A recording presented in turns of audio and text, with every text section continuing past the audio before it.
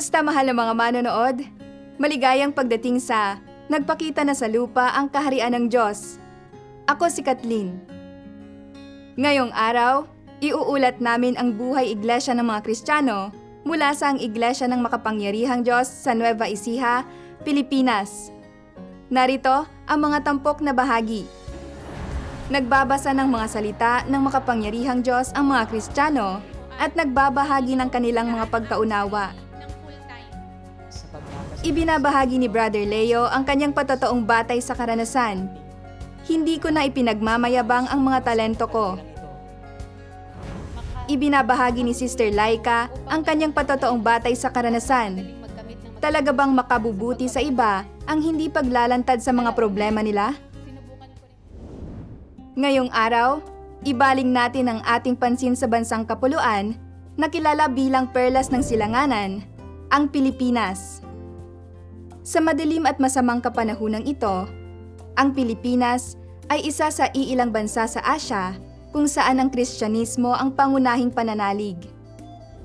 Ayon sa mga opisyal na estadistika, halos 70% ng populasyon ay mga Kristiyano at matagal nang malalim na nakaugat ang relihiyosong pananalig sa pang-araw-araw na buhay ng mga Pilipino.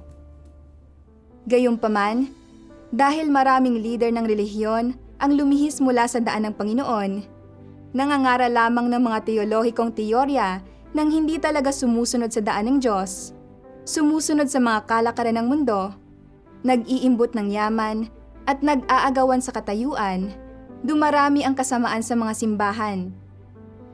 Maraming tao ang nawalan ng pananalig at pagmamahal na dating taglay nila. Lalong naging tiwangwang ang mga simbahan sa lahat ng lugar, matagal nang nawala ng gawain ng banal na espiritu at ng mga pagpapala ng Panginoon. Sa gitna ng paglubha ng pagiging tiwangwang ng mga simbahan, ang ilan sa mga tunay na nauuhaw sa katotohanan ay nagsimulang apurahang manawagan sa Diyos at maghanap sa mga yapak ng Diyos. Inaasam na muling makamit ang gawain ng banal na espiritu at salubungin ang pagbabalik ng Panginoon. Sa Nueva Ecija, Pilipinas, may isang grupo ng mga Kristiyano na tunay na nananampalataya sa Panginoon at nauuhaw sa katotohanan. Narinig nila ang mga pagbigkas ng espiritu ng katotohanan at dumalo sa piging ng kaharian ng langit.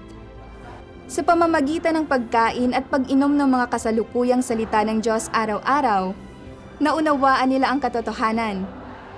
Umalis na sila mula sa mga tradisyonal na lugar ng relihiyon, nakawala sa mga pagpigil at pagkaalipin ng mga reliyosong ritual, at tinatamasa ang mas bago at mas matataas na katotohanang ipinahayag ng Diyos sa mga huling araw.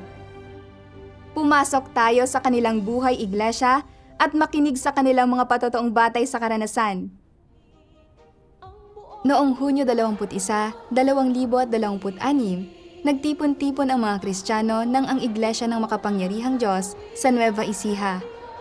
Ipinahayag nila ang kanilang papuri sa Diyos sa pamamagitan ng isang himno.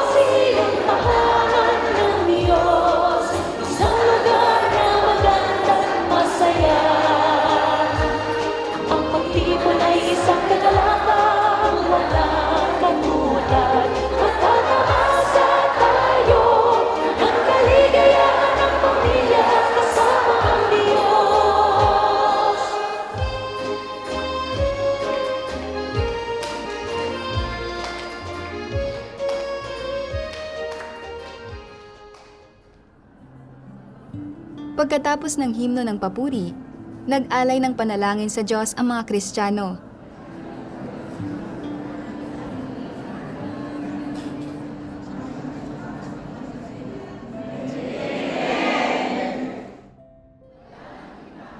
Pagkatapos, binasa nila ang mga salita ng makapangyarihang Diyos at ibinahagi ang kanilang pagkaunawa.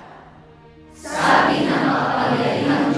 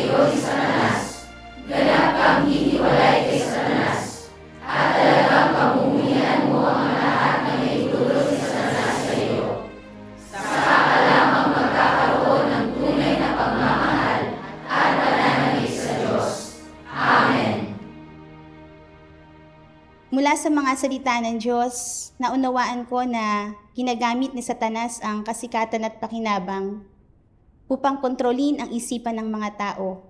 Dati, ganun din ako mismo. Ang buhay ko ay umiikot lamang sa trabaho at pamilya.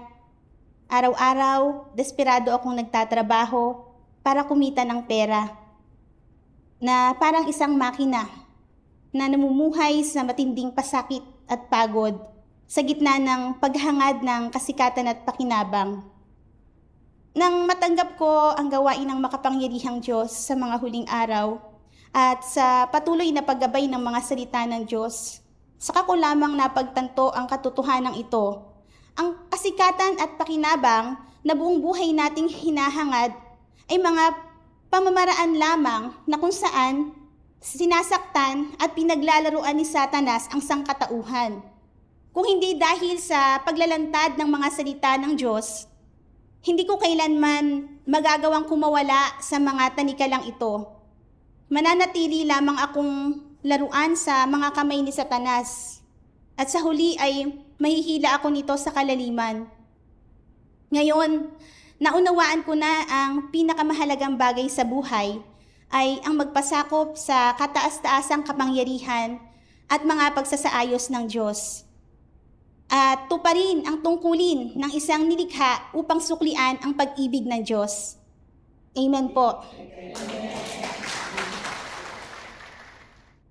Ginagamit ni Satanas ang kasikatan at pakinabang upang kontrolin ang isipan ng mga tao na nagtutulak sa kanila na walang tigil na magpakapagod at magsikap sa paghahangad ng kasikatan at pakinabang. Ito ang tumpak na paglalarawan ng dati kong buhay. Upang makamit ang paghangad ng iba at magkaroon ng mas magandang kita at mas maayos na kalagayan sa buhay, patuloy akong nagsumikap at walang humpay na inilaan ang aking oras at lakas. Umaasang matatanggap ko ang pagkilala at papuri ng mga tao. May mga pagkakataon pa nga na nagkasakit ako dahil sa labis na pagtatrabaho. Bagamat kalaunan ay nakuha ko ang mga bagay na iyon, pansamantala at hungkag lamang ang mga ito, at walang tunay na halaga o kahulugan. Gayunpaman, lubos na naiiba ang pagtupad sa aking tungkulin bilang isang mananampalataya. Bagamat nakaranas din ako ng paghihirap at nagbabayad ng halaga habang ipinapangaral ang ebanghelyo at ginagampanan ang aking tungkulin, puno naman ng kagalakan ng aking puso. Noon, nagsumikap akong magtrabaho at kumita ng pera alang-alang sa kasikatan at pakinabang. Ngayon, hinahanap ko ang mga taong naghahangad sa pagpapakita ng Diyos. Ipinapangaral sa kanila ang ebanghelyo ng Diyos sa mga huling araw at dinadala sila sa harap ng Diyos. Ito ay isang bagay na tunay na makahulugan. Kaya naman, nagbitiw ako sa aking trabaho at pinili kong ilaan ang aking sarili ng full-time sa pagtupad ng aking tungkulin. Sa ngayon, tunay kong kinagigiliwan ang aking ginagawa. Kahit walang kasikatan o pakinabang, ang maunawaan ang katotohanan ay isa ng napakalaking pagpapala para sa akin. Sapagkat kapag namatay ang isang tao, hindi niya madadala ang anumang kasikatan o pakinabang. Tanging sa pamamagitan ng pagkamit ng katotohanan, maaaring matanggap ng isang tao ang pagliligtas ng Diyos. Sa pamamagitan ng pagbabasa ng mga salita ng makapangyarihang Diyos, malinaw na nakita ng mga kapatid kung paano ginagamit ni Satanas ang kasikatan at pakinabang para kontrolin at gawing tiwali ang mga tao. Naunawaan din nila kung paano isagawa ang katotohanan para makawala sa mga pagpigil at pagkaalipin ng kasikatan at pakinabang. Ibinabahagi ni Brother Leo ang kanyang patotoong batay sa karanasan. Hindi ko na ipinagmamayabang ang mga talento ko. Noong high school ako, mahilig akong kumuha ng mga litrato at mag-edit ng mga video. Bukod sa nakatulong ang mga kasanayang ito sa pag-aaral ko, madalas din akong pinupuri ng mga kaklase at guro ko dahil dito. Napakahusay ko rin sa pagguhit. Kumikita pa nga ako sa pagguhit ng mga portrait at sumasali sa mga paligsahan sa sining sa komunidad namin. May kumpanya pa nga sa sining na kumausap sa akin para makipagtulungan. Unti-unti, naniwala akong napakarami kong talento. Pangarap ko noon na maging isang full-time na filmmaker at libutin ang buong mundo para kumuha ng mga video. Noong 2022, tinanggap ko ang gawain ng makapangyarihang Diyos sa mga huling araw. Pagdating ng 2023, nagsimula akong gumawa ng tungkulin ng full-time, kung saan naging responsable ako sa pag-i-edit ng mga video ng mga himno. Naisip ko na nakaya kong gawin ang tungkuling ito nang dahil lang talaga sa talento ko. Gusto kong hangaan ako ng mga kapatid at maging mataas ang tingin nila sa akin. Kaya sa tuwing nag-edit ako, madalas ay sadyang nilalagyan ko ito ng maraming special effect at mabibilis na transisyon. Umaasang mas maging kapansin-pansin at kapanapanabik ito. Ginusto ko rin itong gamitin para ipagpasikat ang talento ko. Pero nang makita ng supervisor ang estilo ko sa pag-edit, pinigilan niya ako. Tinukoy niya na ang layunin ng pag-edit namin ay para magpatotoo sa gawain ng Diyos sa mga huling araw at para gabayan ng mga tao na patahimikin ang kanilang puso at pagbulayan ang nilalaman ng mga himno. At na hindi makakamit ang resultang iyon kung napakagarbo at sobra sa palamuti ang pag-i-edit ko. Noon ko napagtanto na sa pagtatangka kong ipagpasikat ang talento ko, hindi lamang ako nabigong makamit ang ninanais na resulta, kundi naantala ko rin ang gawain. Napagtanto ko na sa kaibuturan ko, naghahangad ako ng katayuan. At sa tuwing may pagkakataon ako, sinusubukan kong magpasikat. Kaya nagbasa ako ng ilang salita ng makapangyarihang Diyos patungkol sa aking kalagayan. Sabi ng makapangyarihang Diyos, "Ngayon, sabihin ninyo sa akin, ang palagiang pagnanais ba na ipakita ang kadalubhasaan ng isang tao at ang pagbibida ng kanyang mga abilidad sa sambahayan ng Diyos ang tamang panimulang punto? Hindi. Ang pagpapakitang gilas sa iyong mga abilidad ay nangangahulugan ng pagnanais na ipakita ang iyong mga kapabilidad at magpasikat upang magkamit ng reputasyon at katayuan sa ibang tao at upang hangaan. Kahit papaano, ito ay tungkol sa pagnanais na gamitin ang pagkakataong maipakitang gilas ang mga abilidad ng isang tao upang magbigay alam sa iba. Meron akong ilang tunay na kasanayan. Hindi ako isang ordinaryong tao. Huwag ninyo akong maliitin. Isa akong individual na may talento. Kahit papaano, iyon ang kahulugan sa likod nito. Kaya, kapag ang isang tao ay may ganoong mga intensyon at laging gustong ipakitang gilas ang kanyang mga abilidad, ano ang kalikasan nito? Gusto niyang isakatuparan ang sarili niyang proyekto, pamahalaan ang sarili niyang katayuan, matiyak ang kanyang posisyon at prestihiyo sa ibang mga tao. Ganoon lang iyon kasimple.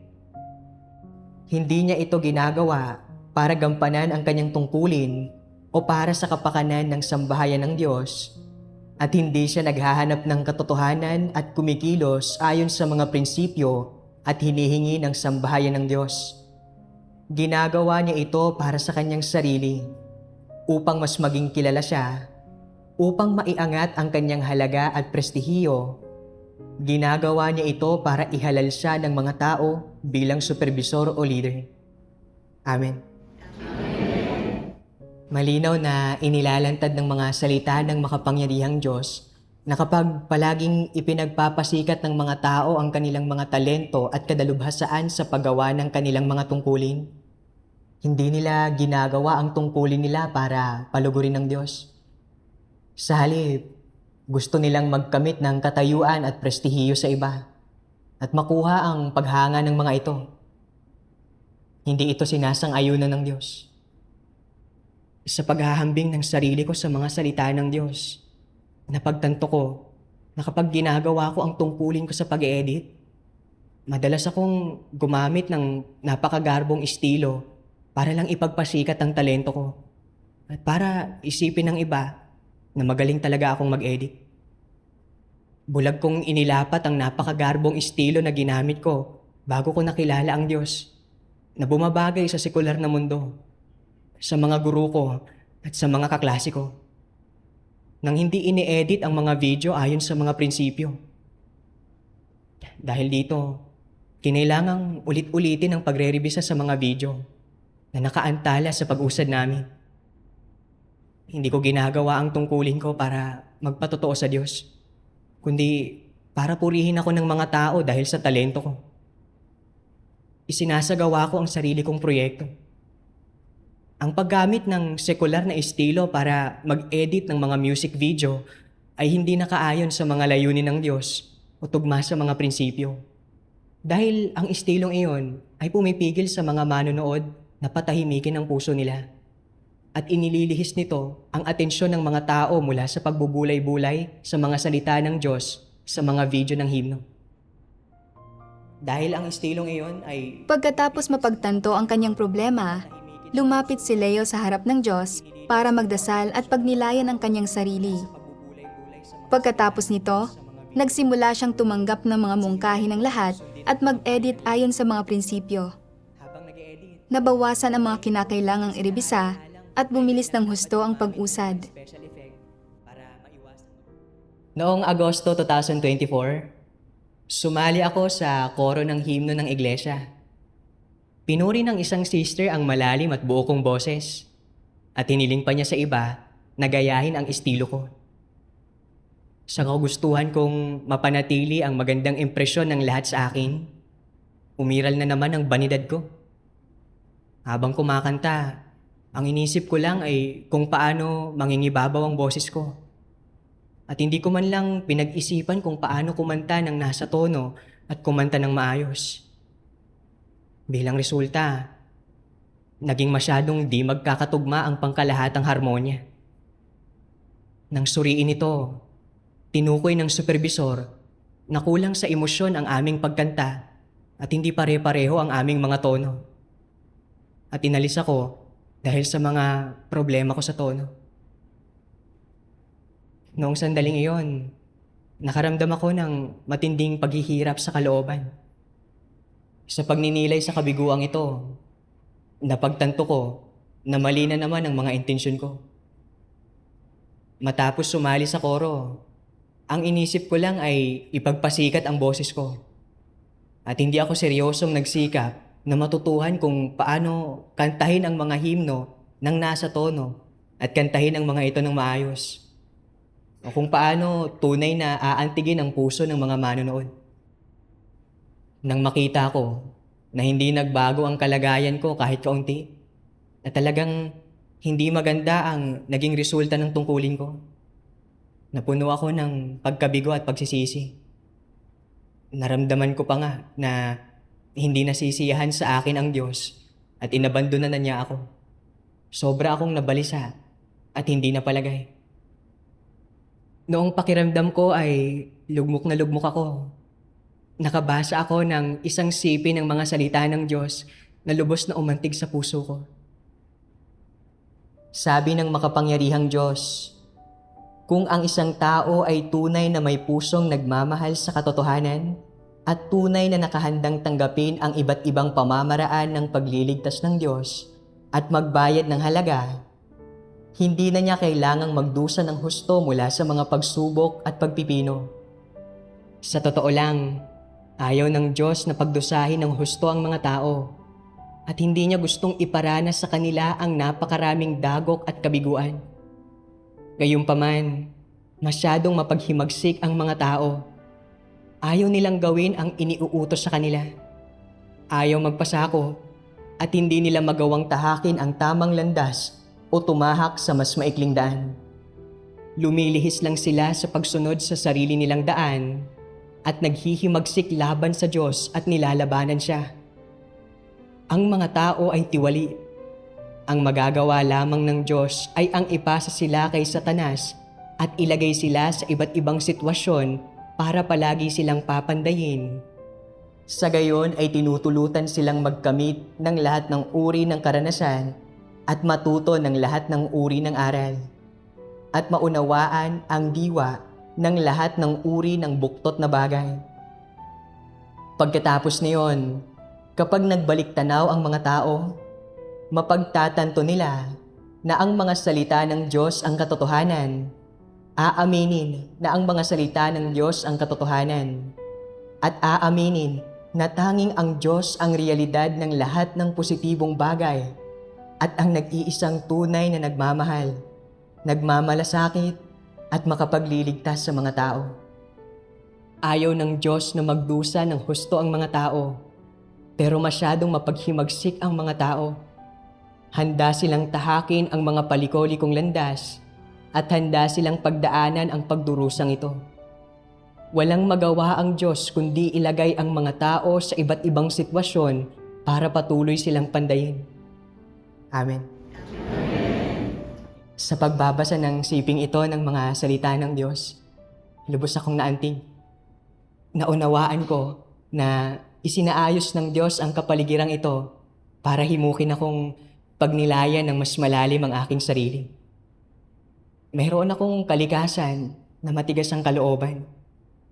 Kahit na alam kong mali ang paghahangad ng katayuan at pagpapasikat, hindi pa rin ako tumigil sa pagtahak sa maling landas na iyon. Akala ko noon, ang pagdanas ng mga kabiguang ito at ang mabunyag ay nangangahulugang hindi na ako gusto ng Diyos at ititiwalag niya na ako. Pero nagkamali ako. Totoong kinamumuhian ng Diyos ang pag-uugali at mga intensyon ko nang magpasikat ako at maghangad ng katayuan sa paggawa ng aking tungkulin. Pero ginamit din niya ang mga kapaligirang ito para pigilan akong tahakin ang landas ng isang antikristo. Kung hindi pinahintulutan ng Diyos na maranasan ko ang masasakit na kapaligirang ito, hindi ko mapagtatanto na napakarami ko palang pagkukulang. Mamumuhay pa rin sana ako sa ilusyon na ako ay may talento. Kung handa akong hanapin at tanggapin ang katotohanan, ang mga kabiguang ito ay maaaring maging mga pagkakataon para magbago ako. Nang maisip ko ito, nakaramdam ako ng matinding pagsisisi at pagkakautang sa Diyos. Kaya nanalangin ako sa makapangyarihang Diyos. Mahal na Diyos, napagtanto ko po na hindi mo ako inabandona o sinukuan. Pakiusap, bigyan mo po ako ng pagkakataong isagawa ang katotohanan. Ayaw ko na pong magpasikat. Handa po akong magsisi at magbago. Nang pagnilayan ko kung bakit palagi akong nagpapasikat, naisip ko ang mga salita ng Diyos. Sabi ng makapangyarihang Diyos, para sa mga antikristo, ang katayuan at reputasyon ang buhay nila. Paano man sila mabuhay, anuman ang kapaligiran na tinitirhan nila, anuman ang gawain na kanilang ginagawa, anuman ang kanilang hinahangad, anuman ang kanilang mga layon, anuman ang direksyon ng kanilang buhay, umiikot ang lahat ng ito sa pagkakaroon ng magandang reputasyon at mataas na katayuan. At hindi nagbabago ang pakay na ito. Hinding-hindi nila kayang isantabi ang gayong mga bagay. Ito ang totoong mukha ng mga antikristo at ang kanilang diwa.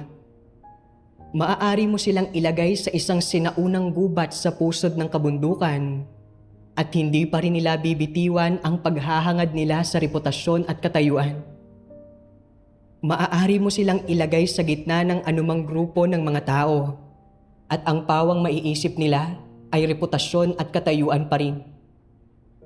Kahit na nananampalataya sa Diyos ang mga antikristo, itinutumbas nila ang paghahangad sa reputasyon at katayuan sa pananalig sa Diyos at tinatrato ang dalawang bagay na ito ng magkapantay. Ibig sabihin, habang tinatahak nila ang landas ng pananalig sa Diyos, hinahangad din nila ang kanilang sariling reputasyon at katayuan. Masasabi na sa puso ng mga antikristo, Ang paghahangad sa katotohanan sa kanilang pananampalataya sa Diyos ay ang paghahangad sa reputasyon at katayuan. At ang paghahangad sa reputasyon at katayuan ay ang paghahangad din sa katotohanan. Ang magkamit ng reputasyon at katayuan ay ang makamit ang katotohanan at buhay. Amen. Mula sa mga salita ng Diyos, naunawaan ko na anuman ang tungkuling gawin ng mga antikristo, ang pangunahing prioridad nila ay kung paano magkamit ng katayuan at reputasyon sa gitna ng mga tao. Itinuturing nila ang reputasyon at katayuan bilang mismong buhay nila. Sa sandaling hindi matugunan ng tungkuling ginagawa nila ang pagnanais nila para sa katayuan at reputasyon, nagiging negatibo sila. Napagtanto ko na ang pag-uugali ko na magpasikat at manabik sa papuri dahil sa aking mga talento ay walang ipinagkaiba sa pag-uugali ng isang antikristo. Dahil palagi kong gustong ipagpasikat ang aking mga talento, madalas akong sumalungat sa mga prinsipyo, makaantala sa gawain, at mabigo sa paggawa ng maayos sa aking tungkulin. Nang mag-edit ako ng mga video, kung hindi ako pinigilan ng supervisor sa paggamit ng napakagarbong estilo na iyon sa pag-edit at na-upload ang video sa internet, ang atensyon ng mga tao ay matutuon sa mga panlabas na bagay. Tulad ng kung gaano kaganda ang estilo o teknik sa pag-edit. Maaari nitong ilihis ang atensyon ng mga tao mula sa mga salita ng Diyos. Ang paggawa niyon ay hindi magdadakila at magpapatotoo sa Diyos. Sa halip, magtataas ito sa aking sarili at gagawin itong maging mataas ang tingin sa akin ng mga tao at sambahin nila ako. Naisip ko si Pablo sa kapanahunan ng biyaya. Hindi niya hinangad ang katotohanan nang gawin niya ang kanyang tungkulin. At palagi niyang itinataas at pinatototohanan ang kanyang sarili. Bihira niyang isipi ang mga salita ng Panginoong Hesus sa kanyang mga liham. Bilang resulta, hinangaan at sinamba siya ng mga tao sa panahon niya at maging ng maraming tao ng relihiyon sa ngayon. Sa pagninilay sa kabiguan ni Pablo, napagtanto ko na kahit makuha ko ang paghanga ng maraming tao, lubos itong walang halaga sa paningin ng Diyos.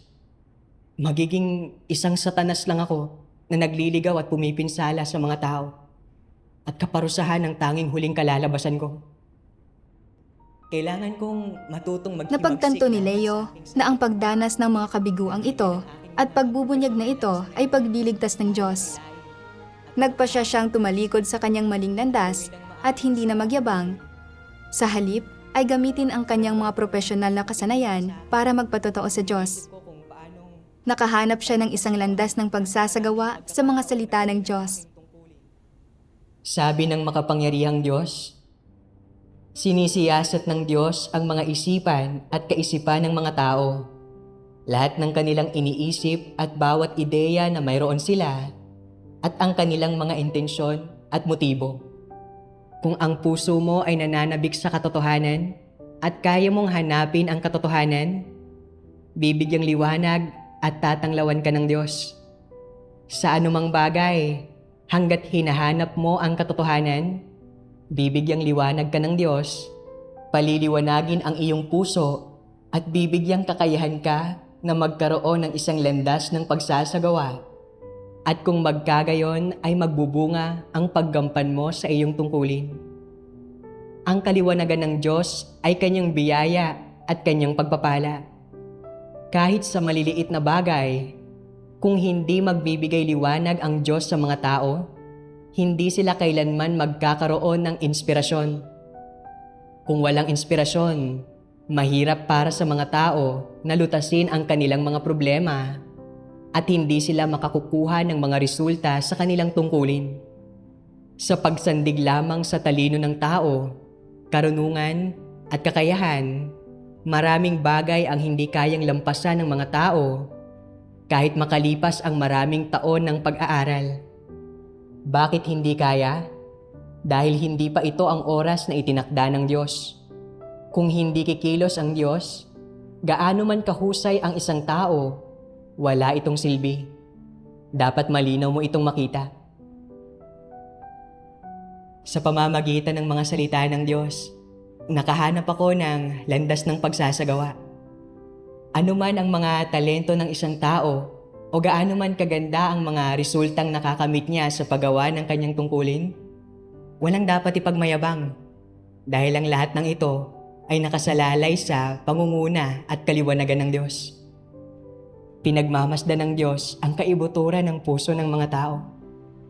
Kung nakikita niya na hinahangad ng isang tao ang katotohanan at tama ang mga intensyon nito sa paggawa ng kanyang tungkulin, bibigyang liwanag at gagabayan siya ng Diyos.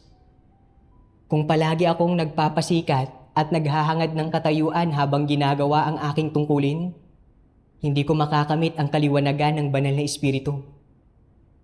Kailangan kong magsikap na maghimagsik laban sa aking sarili at umasa sa pananalangin at paghahanap sa mga prinsipyo sa paggawa ng aking tungkulin. Saka ko lamang makakamit ang kaliwanagan at pangunguna ng Diyos. Noong Disyembre 2024, tumutulong ako sa pag-i-edit ng variety showcase para sa bagong taon. At hiniling sa akin ng isang brother na subukan ang color grading. Napagtanto ko na ginagamit ng Diyos ang kapaligirang ito para subukin kung gusto ko pa ring magpasikat. Kaya nanalangin ako sa Diyos. Hinihiling sa Kanya na pangunahan ako at tulungan akong itama ang mga intensyon ko. Sa pagsunod sa payo ng brother, natapos ko ang color grading at naging maganda naman ang kinalabasan. Lubos akong nagpasalamat dahil alam kong hindi ko ito nakamit sa pamamagitan ng sarili kong abilidad, kundi sa pamamagitan ng pangunguna ng Diyos. Noong panahong iyon, abala ang mga kapatid na responsable sa color grading sa paggawa para sa variety showcase ng iglesia para sa bagong taon. Nakaramdam ako ng pasanin sa aking puso. Nang maisip ko kung paanong napalampas ko ang napakaraming pagkakataon na gawin ang aking tungkulin sa mga nakalipas na buwan dahil sa pagpapasikat at paghahangad ng katayuan, nakaramdam ako ng pagkakautang sa Diyos. Sa pagkakataong ito, tunay kong ginusto na magkusang tumulong sa gawain at bumawi sa mga nagawa kong pagkakamali noon. Nanalangin ako sa Diyos. Makapangyarihang Diyos, ayaw ko na pong magpasikat. Gusto ko lang pong tumulong sa gawaing ito at bumawi sa mga nagawa kong pagkakamali noon. Pagkatapos magdasal, nagkusa akong tapusin ang isang sample ng color grading at ipinadala ito sa leader. Sa gulat ko, napakaganda ng mga naging feedback. Pagkatapos niyon, maayos kong natapos ang color grading para sa buong video. At formal akong itinalaga sa tungkulin sa color grading. Labis akong naantig at nagpasalamat sa Diyos nang may luha sa aking mga mata. Sa pamamagitan ng mga karanasang ito, naunawaan ko na gaano man kahusay ang mga kaloob ng isang tao, kung wala ang gawain at pangunguna ng Diyos, sa huli ay mauuwi lang sa wala ang mga pagsisikap nila.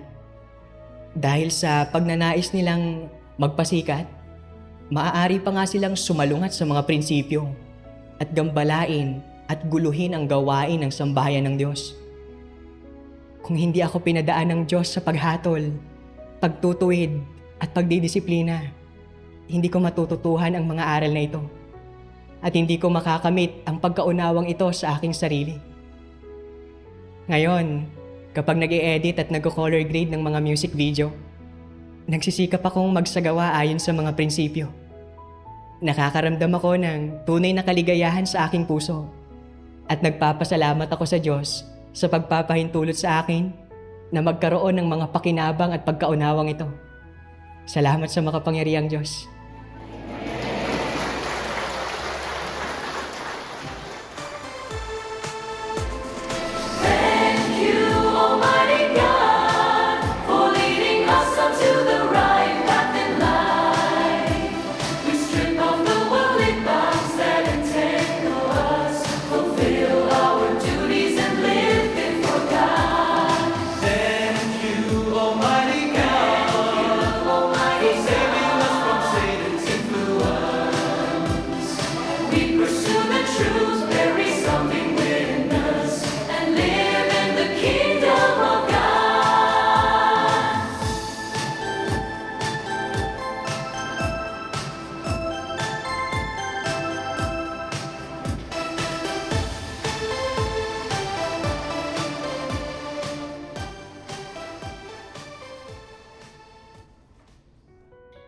Noong 2023, Ibinahagi rin ni Sister Laika ang kanyang patotoong batay sa karanasan.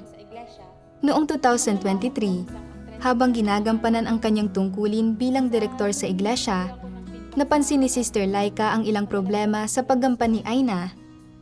Pero para mapanatili ang kanilang ugnayan, hindi niya direktang tinukoy ang mga ito. Sa oras ng pag-film, nakikita ko ang ilang problema sa pagganap ni Aina na kailangang itama. Pero hindi ako nangahas na sabihin ito ng direkta sa kanya. Sa halip, nagsasabi lang ako ng malalabong bagay tulad ng mag-focus ka sa liriko o mag-relax ka lang, huwag kang kabahan. Nang hindi malinaw na tinutukoy ang mga partikular na problemang nakita ko. Kaya naman, hindi niya kailanman naunawaan kung ano ang problema. Sa huli, ang video ng himno na na-film kay Aina ay hindi pasok sa pamantayan at kinailangang ishoot ulit na nakaantala sa pag-usad namin. Bagamat labis akong nagsisi pagkatapos, sa tuwing nakikita ko ulit ang mga problema niya kalaunan, pinipili ko pa rin magkompromiso dahil sa karuwagan. Makalipas ang 1 taon, naging direktor ako ng isa pang aktres na si Aryan. Minsan, sa oras ng pag-film, napansin ko na palaging hindi koordinado ang ilang galaw ni Aryan. Ginusto ko itong tukuyin. Pero natakot ako na lilikha ito ng hadlang sa pagitan namin. Para mapanatili ang aming ugnayan, hindi ko binanggit ang problemang natukoy ko. Dahil dito, 3 beses na sunod-sunod na kinailangang ishoot ulit ang video dahil sa mga isyong ito ng pagganap na labis na nakaantala sa gawain. Sinabi sa akin ng leader na kailangan kong pagnilayan ang aking sarili at matuto ng aral mula sa kabiguang ito. Nang sabihin ko kay Aryan ang nangyari, umiyak siya at sinabi niya sa akin, napansin ko rin ang problemang iyon, pero dahil sinabi mong ayos lang, nagtiwala ako sa iyo, kaya hindi ko ito agad itinama. Ikaw ang direktor, kaya responsibilidad mong tukuyin ang mga problema. Kung magbubunyag ako ng katiwalian, problema ko iyon. Kailangan mo lang gawin ang tungkulin mo. Nang marinig ko ang mga salita ni Aryan, para itong kutsilyong tumarak sa puso ko at napaiyak ako sa kahihiyan. Pagkatapos nito, naisip ko ang mga salita ng Diyos. Sabi ng makapangyarihang Diyos, kapag may nangyayari sa iyo, namumuhay ka ayon sa mga filosofiya para sa mga makamundong pakikitungo. Hindi mo isinasagawa ang katotohanan at palagi kang natatakot na mapasama ang loob ng iba, pero hindi ka natatakot na masalungat ang Diyos at nagagawa mo pang isakripisyo ang mga interes ng sambahayan ng Diyos upang protektahan ng iyong mga ugnayan sa mga tao. Ano ang mga kahihinatnan ng pagkilos sa ganitong paraan? Mapoprotektahan mo nga ng mabuti ang iyong mga ugnayan sa mga tao, ngunit masasalungat mo naman ang Diyos at itataboy ka niya at magagalit siya sa iyo. Alin ang mas malubha? Kung hindi mo ito madama, naguguluhan ka ng husto. Pinatutunayan nito na hindi mo nauunawaan ang katotohanan kahit kaunti.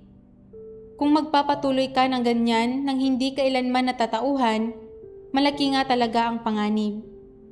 Sa huli, hindi mo makakamit ang katotohanan at ikaw ang magdurusa ng kawalan. Nang makita mong may nanggugulo sa gawain ng sambahayan ng Diyos, kumilos ka bilang isang mapagpalugod ng mga tao at nabigo kang itaguyod ang mga prinsipyo at bilang resulta ay naantala ang gawain ng sambahayan ng Diyos. Sa pagkakataong ito ay hindi mo hinanap ang katotohanan at kumilos ka pa nga bilang isang mapagpalugod ng mga tao at nabigo ka. Kaya kapag nangyari muli ang ganitong uri ng sitwasyon, magagawa mo bang hanapin ang katotohanan at hindi kumilos bilang isang mapagpalugod ng mga tao? Kung hindi mo kailanman magagawang hanapin ang katotohanan at patuloy kang mamuhay ayon sa filosofiya ni Satanas, hindi na ito magiging isyu ng pagdurusa ng kawalan. Sa huli ay matitiwalag at mapaparusahan ka. Kung taglay mo ang mga intensyon at pananaw ng isang mapagpalugod ng mga tao, kung gayon, sa lahat ng bagay, hindi mo isasagawa ang katotohanan o itataguyod ang mga prinsipyo at kaya lagi kang mabibigo at matutumba. Kung hindi ka mapupukaw at hindi mo hahanapin ang katotohanan kailanman, isa kang hindi mananampalataya at hindi mo kailanman makakamit ang katotohanan at ang buhay. Amen. Matapos basahin ang mga salita ng Diyos, naunawaan ko.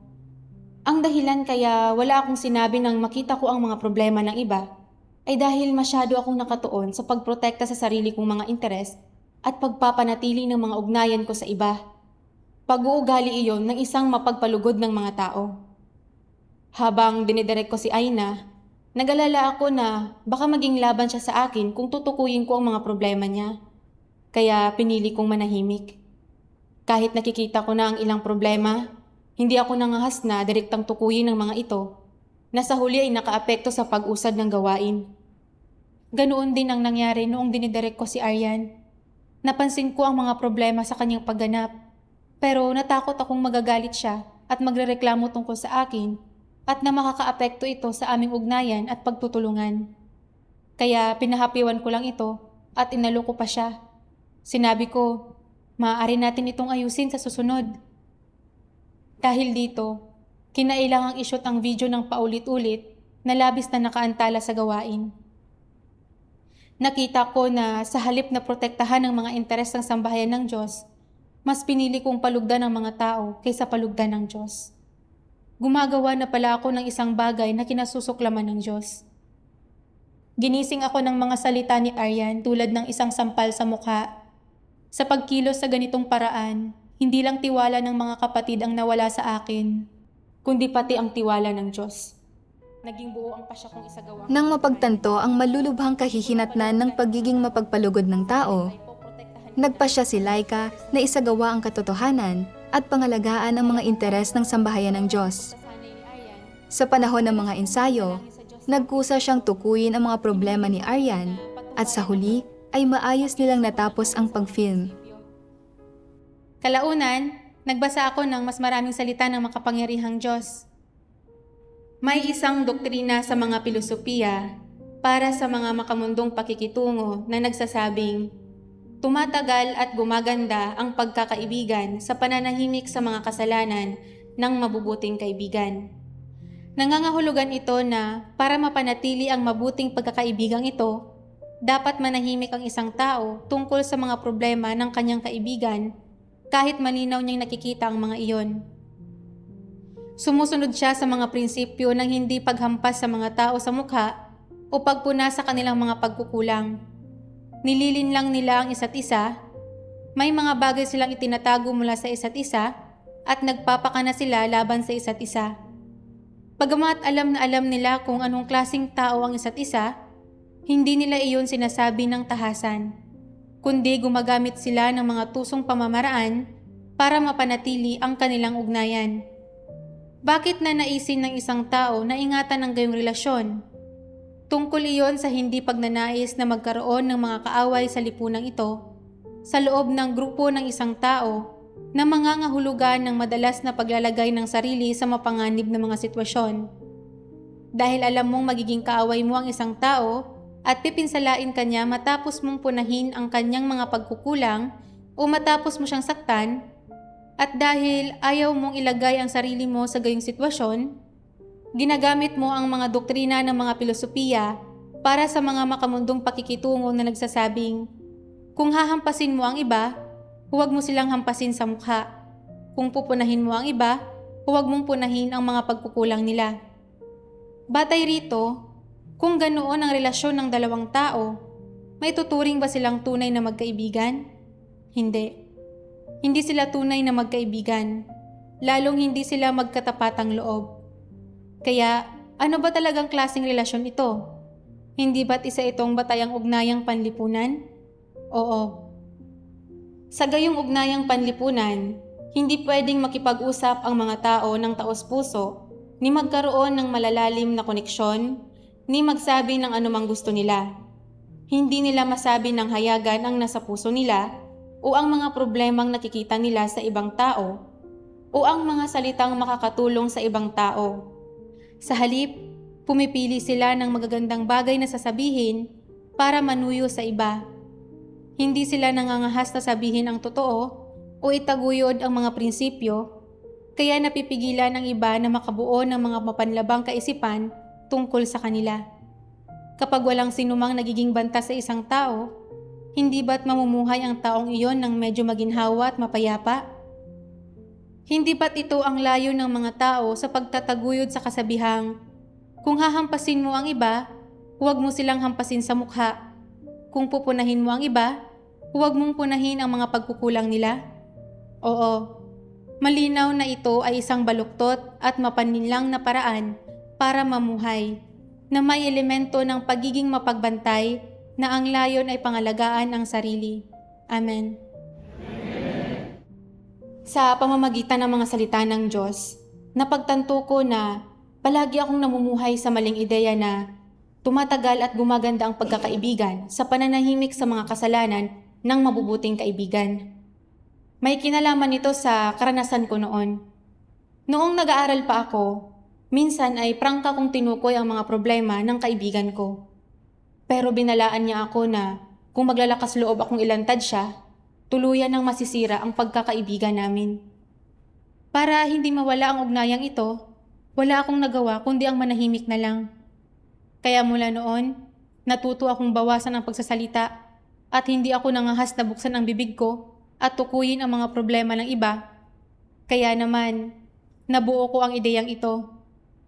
Kahit pa may ginawang mali ang iba, kailangan kong manahimik dahil sa ganitong paraan ko lang mapapanatili ang mga pangmatagalang pagkakaibigan. Matapos kong magsimulang manampalataya sa Diyos, pinanghawakan ko pa rin ang pananaw na ito. Para mapanatili ang magandang ugnayan namin ng mga kapatid, kahit na nakikita ko ang mga problema nila, hindi ko tinutukoy ang mga iyon. Mula sa mga salita ng Diyos, naunawaan ko na ang pananaw na ito na tumatagal at gumaganda ang pagkakaibigan sa pananahimik sa mga kasalanan ng mabubuting kaibigan ay sa totoo lang isang satanikong lason. Ito ay isang bagay na ginagamit ni Satanas para iligaw at gawing tiwali ang mga tao. Sa panlabas, tila isa itong paraan para mapanatili ang mga ugnayan. Pero ang totoo ay tinuturuan nito ang mga tao na maging mapanlinlang at mapagpaimbabaw. Para protektahan ang sarili mong imahe at mga interes, nananahimik ka kahit na malinaw mong nakikita ang isang problema, gumagamit pa nga ng mga salitang masarap pakinggan para pagtakpan ng mga katunayan. Nang makita ko ang mga problema ng aking mga kapatid, bilang isang direktor, dapat ay tinukoy ko ang mga iyon. Sa halip, sa takot na masira ang aming ugnayan, pinili kong manahimik. Bilang resulta, hindi nalutas ang mga problema sa tamang oras na labis na nakaantala sa gawain namin. Nasaktan ko rin ang aking mga kapatid. Nagtiwala sa akin si Aryan at naniwala siyang tutukuyin ko ang kanyang mga problema. Pero para protektahan ang sarili kong imahe, gumamit ako ng mga salitang masarap pakinggan para linlangin siya. Kaya inakala niyang maayos ang kanyang pagganap. Nang kalaunan ay mapagtanto niya mismo ang problema, labis siyang nalungkot at sinisi ang kanyang sarili.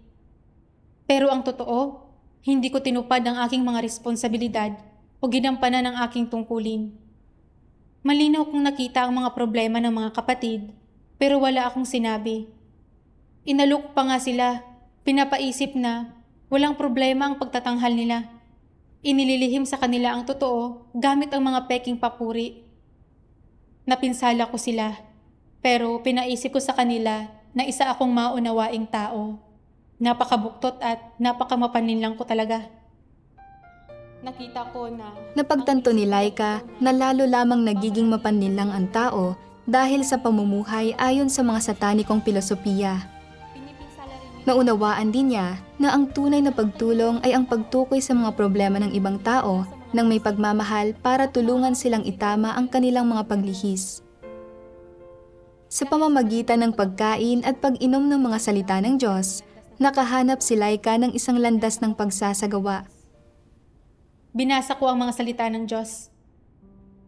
Kung ang dalawang tao ay magkasundo at magkatapatang loob, na walang mga hadlang sa pagitan nila, at kapwa sila umaasa na maging pakinabang at tulong sa isa't isa, magiging pinakamainam para sa kanila na umupo ng magkatabi at magsalita ng malinaw tungkol sa mga isyong kinakaharap ng bukas at taos-puso. Ito ay nararapat at hindi ito pagpuna sa mga pagkukulang ng iba. Kapag natuklasan mo ang mga problema ng ibang tao, ngunit nakita mong hindi pa niya kayang tanggapin ang pagtukoy mo rito, huwag ka na lang magsalita ng kahit ano para maiwasan ang away o alitan. Kung gusto mo siyang tulungan, maaari mong hingin ang kanyang opinyon at tanungin mo na siya. Nakikita kong medyo may problema ka at nais kong bigyan ka ng kaunting payo. Hindi ko alam kung makakaya mo itong tanggapin. Kung makakaya mo, sasabihin ko sa iyo. Kung hindi mo makakaya, sasarilinin ko muna ito sa ngayon at hindi ako magsasalita.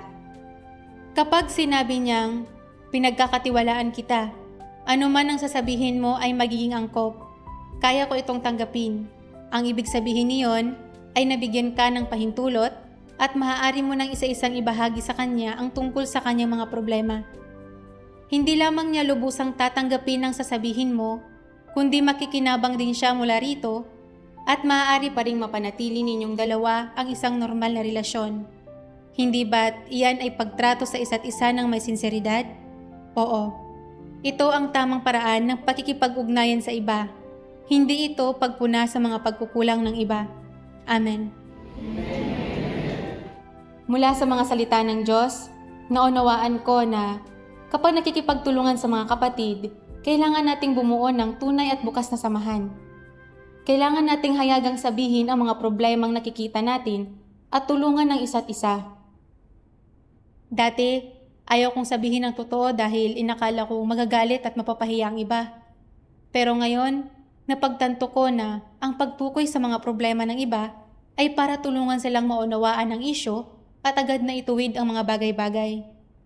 Hindi ito pagpuna sa kanilang mga pagkukulang. Naunawaan ko rin na kapag tumutulong sa iba, kailangan nating gumamit ng angkop na pamamaraan batay sa sitwasyon. Kung minsan, nangangailangan ito ng matyagang pagbabahaginan, pagsuporta at pagtulong. Sa ibang pagkakataon, kung walang resulta ang ilang beses na pakikipagbahaginan, kailangan ng pagpupungos sa halip na bulag na pag-alo. Kung mababa ang tayog ng isang tao at nahihirapan siyang tanggapin ang pagtukoy sa kanyang mga problema, pwede mo na tayong maglatag ng pundasyon. Makatutulong ito upang maihanda ang kanyang isip at mas madaling magkamit ng magandang resulta sa pagbabahaginan. Kalaunan, sinubukan ko ring isagawa ang katotohanan habang nakikipagtulungan sa ibang mga kapatid. Dahil sa kawalan niya ng paghahanda noong Kalaunan, habang nakikipagtulungan sa isang bagong aktres na matalik niyang kaibigan, nakita ni Laika na nagiging tamad ang aktres na nakakaantala sa pag-usad. Bagamat gusto niyang tukuyin ang problema, nag-alala siya na baka makasira ito sa kanilang ugnayan. Kaya nanalangin si Laika sa Diyos para maghanap at nakahanap siya ng isang landas ng pagsasagawa.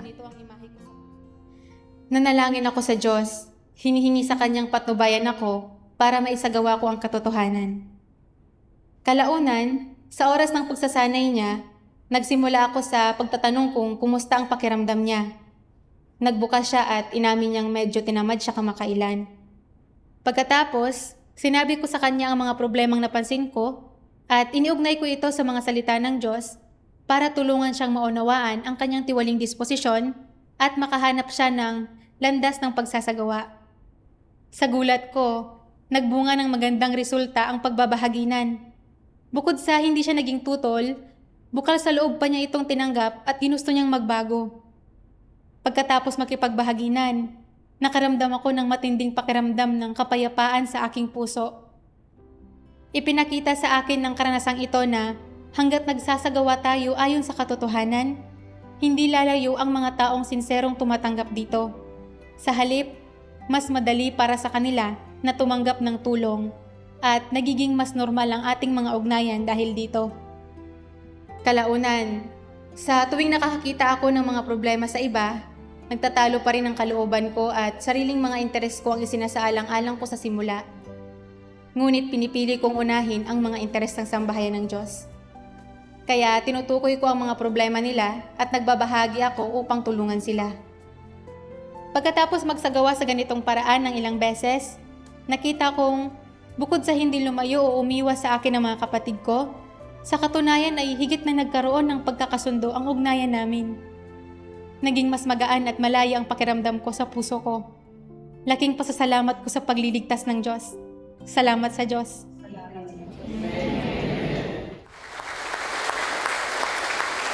Labis na naantig ang lahat sa mga patotoong batay sa karanasan. Napagtanto nila na ang paghatol at pagkastigo ng mga salita ng Diyos ay tunay ngang dakilang pagmamahal at pagliligtas ng Diyos. Nag-alay sila ng kanilang pasasalamat at papuri sa Diyos sa pamamagitan ng isang himno. Bumabalik ang mga tao ng Diyos sa harap ng trono at sabay-sabay na nagdarasal sa Diyos. Nawa'y gabayan ng Diyos ang mga nagmamahal sa katotohanan para madinig nila ang tinig niya sa madaling panahon. Nawa'y liwanagan ng Diyos ang mga nanonood at naghihintay na makilala ang nagbalik na manunubos. Nawa'y magkaya ang mga tao mula sa mga gapos ng mga kuro-kuro nila para hanapin at siyasatin nila ang tunay na daan.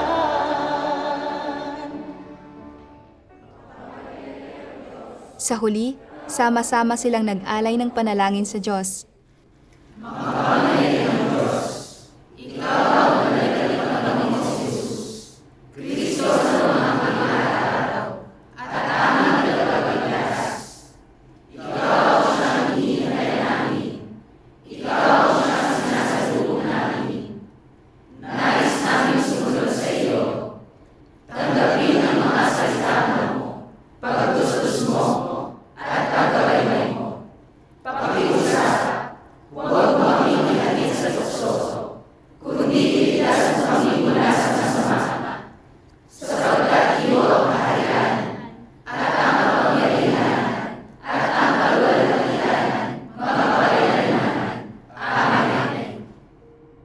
Ang mga kapatid sa ang Iglesia ng Makapangyarihang Diyos sa Nueva Ecija, Pilipinas, ay araw-araw na kumakain at umiinom ng mga salita ng makapangyarihang Diyos at nakaunawa na ng maraming katotohanan. Malinaw nilang nakita ang ugat na sanhi ng pagiging tiwangwang ng relihiyosong mundo. Bukod pa rito, nakita rin nila ang ugat na sanhi kung bakit hindi makawala ang mga tao mula sa pamumuhay sa kasalanan, kahit na napatawad na ang kanilang mga kasalanan sa pamamagitan ng pananampalataya sa Panginoon. Ito ay ganap na dahil masyadong malalim ng ginawang tiwali ni Satanas ang mga tao at mayroon silang satanikong kalikasan. Nagre-resulta ito sa kanilang pamumuhay sa kasalanan, kaya hindi nila magawang makawala rito. Tanging sa pagdanas ng paghatol at pagkastigo ng makapangyarihang Diyos natin mauunawaan ang katotohanan, makikilala ang ating sarili, ganap na maiwawaksi ang gapos ng ating mga tiwaling disposisyon, makapamumuhay sa harap ng Diyos, at tunay na makapagpapasakop at makasasamba sa Diyos, nagkakamit ng tunay na kapayapaan, kagalakan, kalayaan, at paglaya. Ngayon, naranasan ng lahat ng kapatid ang kahalagahan ng paghahangad sa katotohanan. Matapos danasin ang paghatol at pagkastigo ng mga salita ng Diyos, nagkamit sila ng tunay na pagkaunawa sa gawain ng Diyos. Hindi lamang nila nakikilala ang sarili nilang mga tiwaling disposisyon, kundi nagagawa rin nilang gampanan ang kanilang tungkulin bilang mga nilikha at natatamasa ang mas matataas na katotohanang ipinahayag ng Diyos at ang mga pagpapalang ipinagkakaloob niya. Ngayon, araw-araw na silang kumakain at umiinom ng mga salita ng makapangyarihang Diyos. Nakadalo sila sa piging ng kaharian ng langit at tumahak sa landas ng paghahangad sa katotohanan at pagtatamo ng kaligtasan. Iyan ang lahat para sa araw na ito. Salamat sa panonood. Manatiling nakatutok sa Ang Bagong Kapanahunan. Manatiling nakatutok sa mga ulat kuha sa aktwal na lugar tungkol sa buhay iglesia. Hanggang sa muli.